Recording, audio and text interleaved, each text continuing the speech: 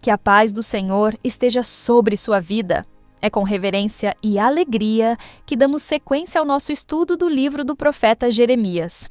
Ao nos voltarmos para o capítulo 49, pedimos ao Senhor que este momento não seja apenas uma leitura ou reflexão intelectual, mas sim uma experiência espiritual profunda. Que cada palavra traga luz, direção e transformação ao nosso coração, conforme a vontade do nosso Deus. Senhor nosso Deus, colocamo-nos diante de Ti com humildade e fome por Tua verdade. Rogamos que o Senhor nos conceda sabedoria, clareza e concentração para compreender o que o Teu Espírito deseja nos ensinar neste capítulo. Pedimos também que o Teu Espírito Santo nos acompanhe neste momento, iluminando cada pensamento, direcionando cada interpretação e nos conduzindo à plena obediência à Tua palavra. Que não seja apenas um estudo, mas um encontro contigo, onde recebamos entendimento para guardar e praticar tudo aquilo que o Senhor revelar.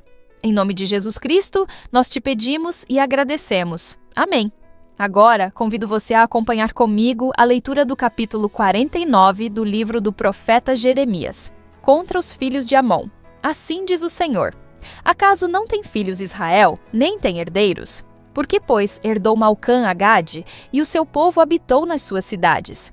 Portanto, eis que vem dias, diz o Senhor, em que farei ouvir em Rabá dos filhos de Amon o alarido de guerra, e tornar-se-á num montão de ruínas, e os lugares da sua jurisdição serão queimados. E Israel herdará aqueles que o herdaram, diz o Senhor.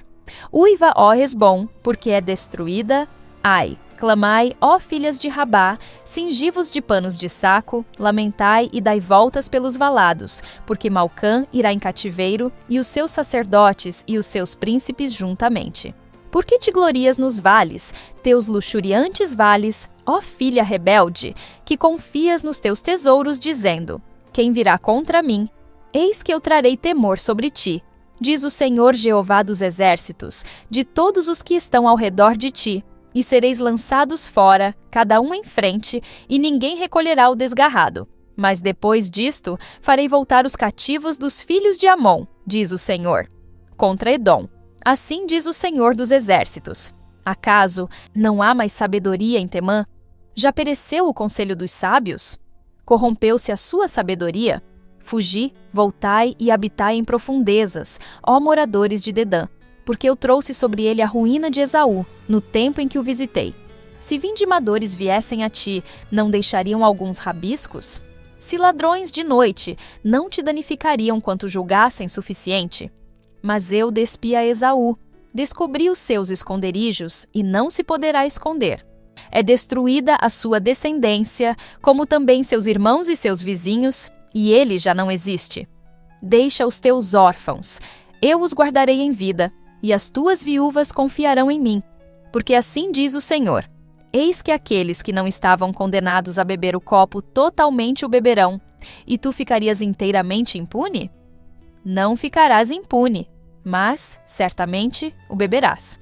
Porque por mim mesmo jurei, diz o Senhor, que Bosra servirá de espanto, de opróbrio, de assolação e de execração. E todas as suas cidades se tornarão em assolações perpétuas. Ouvi um rumor vindo do Senhor, que um embaixador é enviado às nações para lhes dizer: Ajuntai-vos e vinde contra ela, e levantai-vos para a guerra, porque eis que te fiz pequeno entre as nações, desprezado entre os homens. Quanto à tua terribilidade, a arrogância do teu coração te enganou. Tu, que habitas nas cavernas das rochas, que ocupas as alturas dos outeiros, ainda que eleves o teu ninho como a águia, de lá te derribarei, diz o Senhor. Assim servirá Edom de espanto. Todo aquele que passar por ele se espantará e assobiará por causa de todas as suas pragas. Será como a destruição de Sodoma e Gomorra e dos seus vizinhos, diz o Senhor. Não habitará ninguém ali, nem morará nela filho de homem. Eis que, como leão, subirá da enchente do Jordão contra a morada do forte, porque, num momento, o farei correr dali. E quem é o escolhido que porei sobre ela? Porque quem é semelhante a mim? E quem me emprazaria? E quem é o pastor que subsistiria perante mim? Portanto, ouvi o conselho do Senhor, que ele decretou contra Edom e os seus desígnios que ele intentou contra os moradores de Temã. Certamente os menores do rebanho os arrastarão.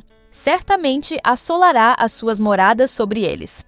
A terra estremeceu com o estrondo da sua queda, e do seu grito até ao mar vermelho se ouviu o som. Eis que como águia subirá e voará e estenderá as asas sobre Bosra. E o coração dos valentes de Edom, naquele dia, será como o coração da mulher que está em suas dores, contra Damasco. Envergonhou-se Amate e Arpade, e porquanto ouviram más novas, desmaiaram. No mar a angústia, não se pode sossegar. Enfraquecida está Damasco, virou as costas para fugir, e tremor a tomou. Angústia e dores a tomaram como da mulher que está de parto. Como não está abandonada a afamada cidade, a cidade de meu folguedo? Portanto, cairão os seus jovens nas suas ruas, e todos os homens de guerra serão consumidos naquele dia, diz o Senhor dos Exércitos. E acenderei fogo no muro de Damasco, o qual consumirá os palácios de Ben-Hadad, contra Quedar e contra os reinos de Razor, que Nabucodonosor, rei da Babilônia, feriu. Assim diz o Senhor: levantai-vos, subi contra Quedar e destruí os filhos do Oriente. Tomarão as suas tendas e os seus gados, as suas cortinas e todos os seus utensílios, e os seus camelos levarão para si, e lhes gritarão: há medo de todos os lados. Fugi, desviai-vos para muito longe e habitai nas profundezas, ó moradores de Razor, diz o Senhor, porque Nabucodonosor, rei da Babilônia, tomou conselho contra vós e intentou um desígnio contra vós. Levantai-vos e subi contra uma nação em repouso, que habita confiadamente, diz o Senhor, que não tem portas nem ferrolhos. Eles habitam sós, e os seus camelos serão para presa, e a multidão dos seus gados para despojo. E espalharei a todo vento aqueles que têm cortados os cantos do seu cabelo, e de todos os lados lhes trarei a sua ruína, diz o Senhor. E Azor se tornará em morada de dragões, em assolação para sempre. Ninguém habitará ali, nem morará nela filho de homem. Palavra do Senhor que veio a Jeremias, o profeta, contra Elão, no princípio do reinado de Zedequias, rei de Judá, dizendo: assim diz o Senhor dos Exércitos: eis que eu quebrarei o arco de Elão, o principal do seu poder. E trarei sobre Elão os 4 ventos dos 4 ângulos do céu, e os espalharei na direção de todos estes ventos. E não haverá nação aonde não venham os fugitivos de Elão. E farei que Elão tema diante de seus inimigos e diante dos que procuram a sua morte. E farei vir sobre eles o mal, o furor da minha ira, diz o Senhor. E enviarei após eles a espada, até que venha a consumi-los. E porei o meu trono em Elão, e destruirei dali o rei e príncipes, diz o Senhor. Acontecerá, porém, no último dos dias, que farei voltar os cativos de Elão, diz o Senhor.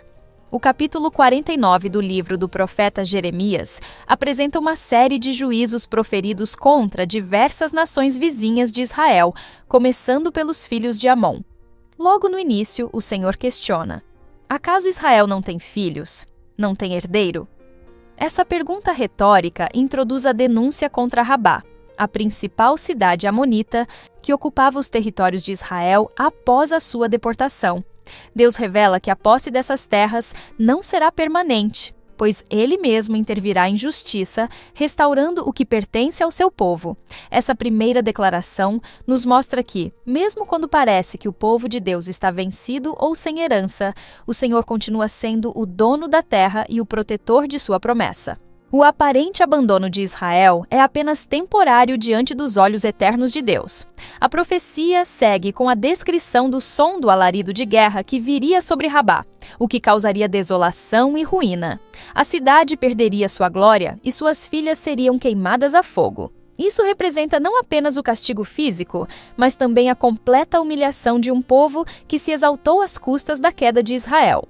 Ainda que os filhos de Amon tivessem se alegrado diante da derrota do povo de Deus, agora eles seriam confrontados com o mesmo juízo, mostrando que o Senhor é justo em todas as suas ações e que ninguém escarnece de Deus sem consequências. A queda de Amon é, assim, uma demonstração clara da reciprocidade divina, em que o orgulho e a injustiça são julgados conforme a verdade de Deus. Contudo, o Senhor, mais uma vez, revela sua disposição para a restauração.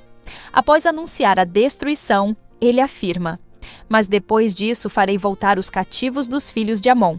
Isso reflete o padrão divino que permeia o livro de Jeremias: juízo seguido de misericórdia. A justiça de Deus é inegociável, mas sua compaixão também é abundante.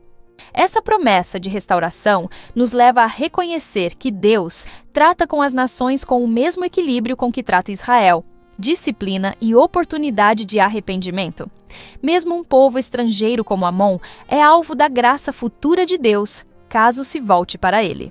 Logo em seguida, a profecia se volta para Edom, um povo descendente de Esaú, irmão de Jacó. A animosidade entre Edom e Israel era antiga e marcada por conflitos históricos. O Senhor pergunta: "Acaso não há mais sabedoria em Temã?" Essa pergunta destaca que Edom, embora famoso por sua sabedoria e conselhos, se tornaria confuso e sem direção diante da intervenção divina. A sabedoria que não vem do temor do Senhor é frágil e passageira. Quando Deus age, até os mais sábios entre os homens ficam perplexos. A destruição de Edom não seria apenas militar, mas intelectual e moral. Toda sua estrutura de segurança e entendimento seria abalada. A profecia contra Edom continua a se desenrolar com imagens de completa devastação. O Senhor determina que os habitantes de Dedã fujam, que se escondam, pois o juízo de Deus se aproxima como uma calamidade inevitável. O texto nos mostra que a destruição de Edom não seria um simples conflito entre povos, mas um ato deliberado do juízo divino, justo e determinado. Edom, que se orgulhava de suas fortalezas nos montes e da sua posição estratégica, agora seria despojado diante da mão poderosa do Senhor. Os montes de Edom, suas cidades, suas riquezas e até mesmo seus órfãos e viúvas seriam atingidos, revelando que nenhum refúgio humano é capaz de resistir ao poder do Deus vivo. O versículo em que o Senhor declara que até os que não estavam destinados a beber do cálice o beberam, e que Edom não escaparia, é extremamente significativo. O cálice nas Escrituras frequentemente representa o juízo de Deus. O fato de que até mesmo os povos menos culpados já haviam experimentado esse juízo serve como uma advertência. Edom, que agiu com soberba e violência contra Israel, certamente não escaparia. Deus mostra que não há parcialidade no seu julgamento. A justiça do Senhor é universal e todos os povos, inclusive os poderosos, estarão diante dele para prestar contas. A visão profética se amplia e o Senhor declara que tornará Edom em uma desolação eterna. O terror se espalhará e todos os que passarem por suas ruínas ficarão pasmados diante do que virem. Essa descrição lembra o juízo que caiu sobre Sodoma e Gomorra, cidades que foram totalmente destruídas por causa de sua impiedade. Ao comparar Edom com essas cidades, o Senhor revela a gravidade dos pecados daquele povo. Sua arrogância, sua violência e sua falta de temor ao Senhor seriam castigadas com severidade. Edom se tornaria um símbolo eterno daquilo que acontece com os que se opõem à vontade de Deus. Apesar disso, o Senhor não age de maneira impulsiva ou injusta. Ele envia mensageiros, levanta advertências, convoca o povo a considerar seus caminhos. A paciência de Deus é longa, mas não infinita. Quando a medida do pecado se completa, o juízo vem de forma inquestionável. O leão que sobe do orgulho do Jordão, mencionado no texto, é uma metáfora da ação incontrolável e irresistível do Senhor quando decide agir. Deus diz que escolherá alguém para executar esse juízo, alguém que cumprirá fielmente o seu propósito. Isso demonstra que o Senhor governa todas as nações, usa instrumentos humanos para cumprir sua vontade e conduz a história com perfeição absoluta. O foco da profecia se desloca agora para Damasco, capital da Síria, uma das cidades mais antigas do mundo. A mensagem do Senhor a essa nação também é de juízo. Amate e Arpade, cidades importantes e representativas da região, são mencionadas como tomadas pelo medo e pela aflição.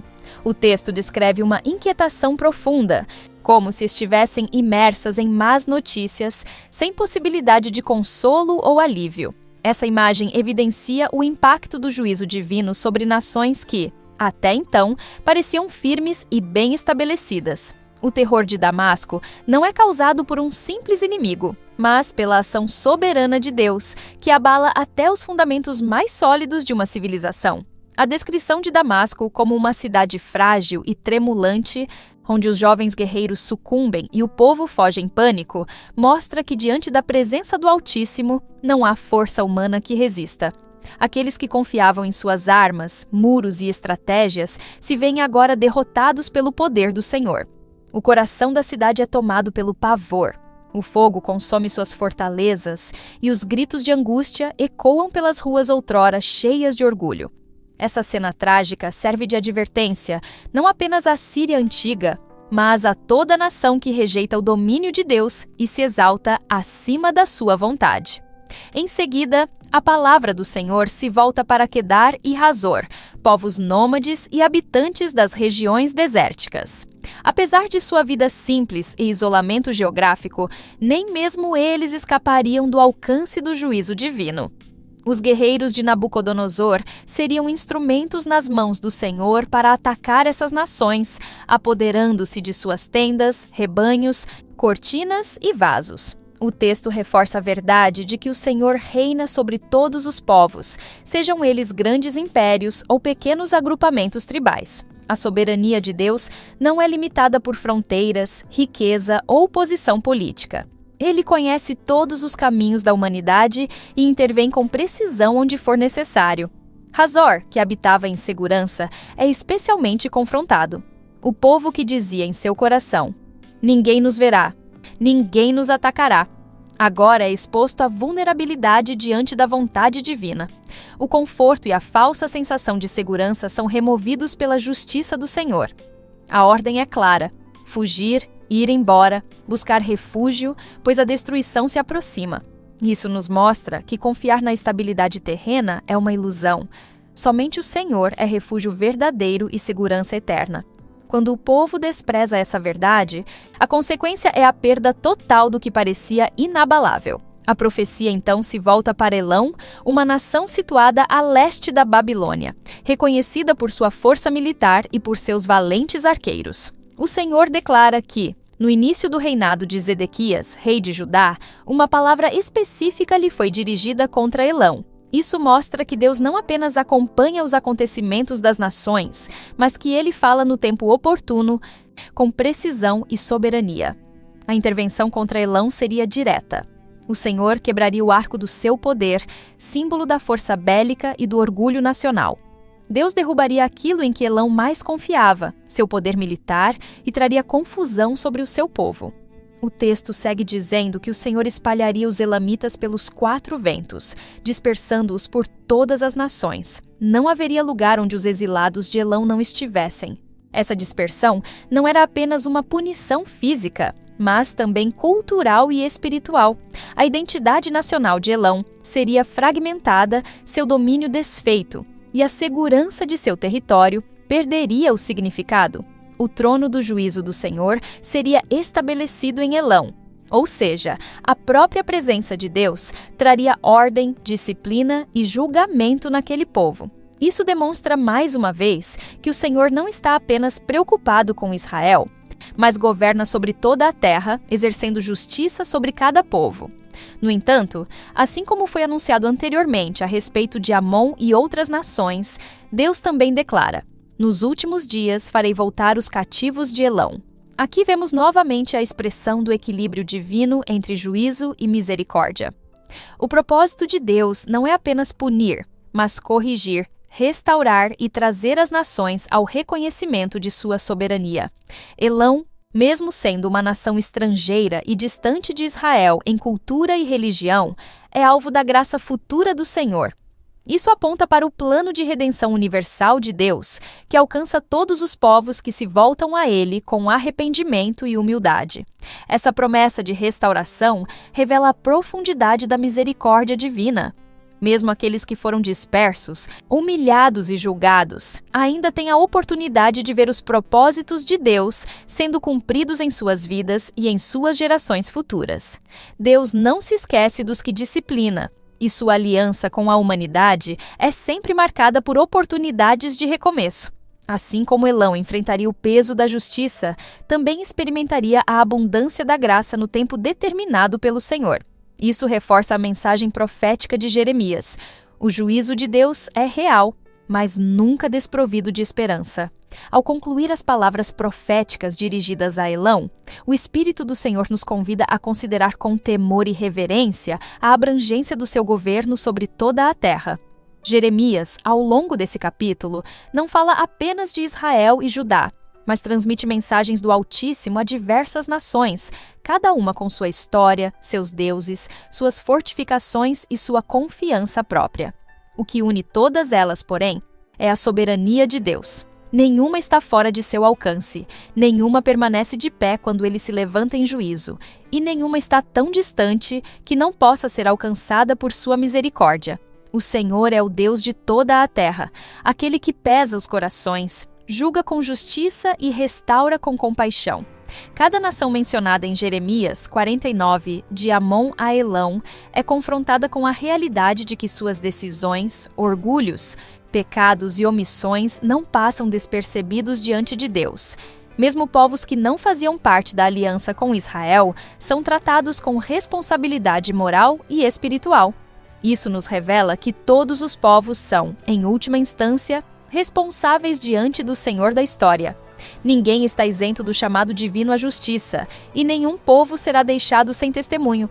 Jeremias é, assim, profeta não apenas de uma nação, mas de todos os povos, mostrando que a revelação de Deus é abrangente e sua voz ecoa até os confins do mundo. Entretanto, o que torna essa palavra ainda mais impactante é a constante presença da promessa de restauração. Ainda que a espada venha, que a desolação aconteça e que a vergonha cubra os rostos dos que confiaram em si mesmos, há sempre um depois. O depois de Deus é a estação da graça, o tempo em que os cativos retornam, em que os dispersos são reunidos e em que a esperança renasce.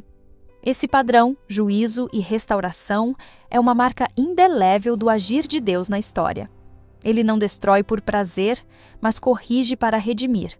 Ele não desampara, mas ensina com firmeza até que a justiça floresça e a glória do seu nome seja conhecida. É impossível contemplar essas palavras sem sermos confrontados também.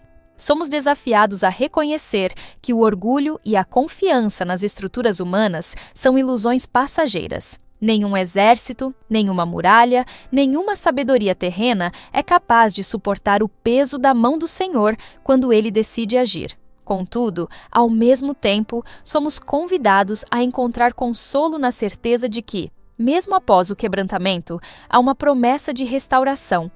Deus nos chama ao arrependimento, à humildade e à confiança plena nele, para que, assim como Elão, possamos ver um novo tempo nascer, não baseado na nossa força, mas na fidelidade do Senhor. Convido você agora para uma breve oração. Senhor nosso Deus, agradecemos por mais este momento de estudo da Tua Palavra. Te louvamos pela vida de cada pessoa que esteve conosco, com o coração aberto e sedento por ouvir a Tua voz.